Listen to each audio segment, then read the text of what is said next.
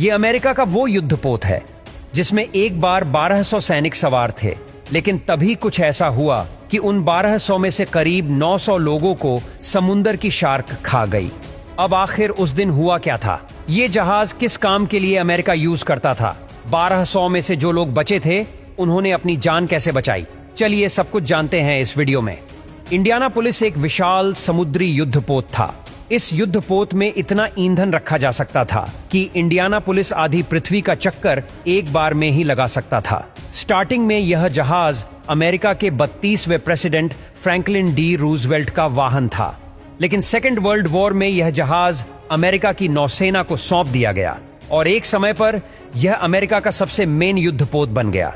बाद में जापान ने जब अमेरिका के पर्ल हार्बर बंदरगाह पर हमला किया तो उस समय यह युद्धपोत वहीं पर था, लेकिन इसकी किस्मत अच्छी थी कि यह उस दिन युद्ध अभ्यास के लिए गया था।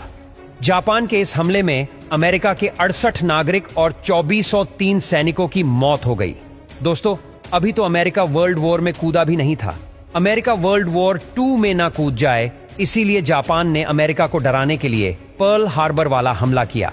लेकिन जापान नहीं जानता था कि वो कितनी बड़ी गलती कर बैठा है। अब अमेरिका वर्ल्ड वॉर में अपनी पूरी ताकत के साथ कूद पड़ा और जापान को बर्बाद करने में जुट गया।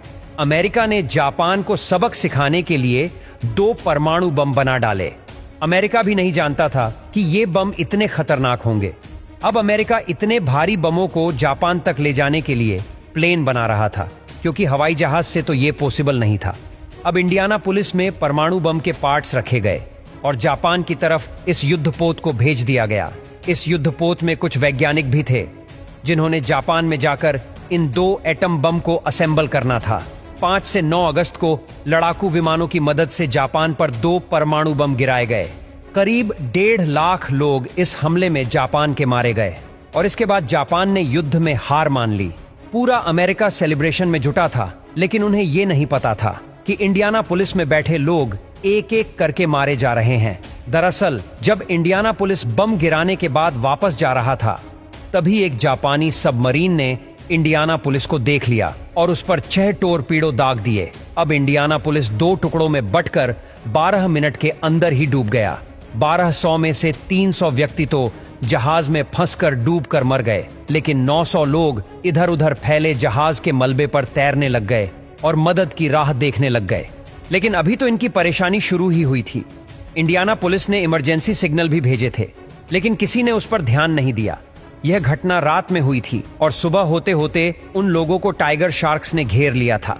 शार्क्स की संख्या बढ़ने लग गई और एक एक करके सैनिकों को ये अपना निवाला बना रही थी। रात में ठंड सैनिकों को मार रही थी और दिन में शार्क्स। इंडियानापोलिस के लोग 4 दिन से लगातार समुद्र में ही थे। 2 अगस्त की सुबह 10 बजे वहां से एक विमान गुजरा और पायलट ने उन पानी में तैरते लोगों को देखा। उसका जहाज पानी में लैंड कर सकता था, इसीलिए पहले उसने गन फायर से शार्क को भगाया और प्लेन को वहीं पर लैंड कर दिया। उसने ज्यादा से ज्यादा लोगों को प्लेन में बैठाया और शाम तक वो करीब 56 लोगों को प्लेन पर सवार कर चुका था। अब इसी बीच एक अमेरिकी सेना का समुद्री जहाज वहां पहुंच गया। इसके बाद सभी लोगों को जहाज पर चढ़ा लिया गया। 356 लोग उस दिन रेस्क्यू किए गए और उनका कहना था कि शार्क करीब 150 से 200 लोगों को हर दिन अपना निवाला बना लेती थी। अब इसका मतलब कि अगर एक दिन भी देर हो जाती तो शायद उनमें से कोई भी शख्स अपनी जान ना बचा पाता।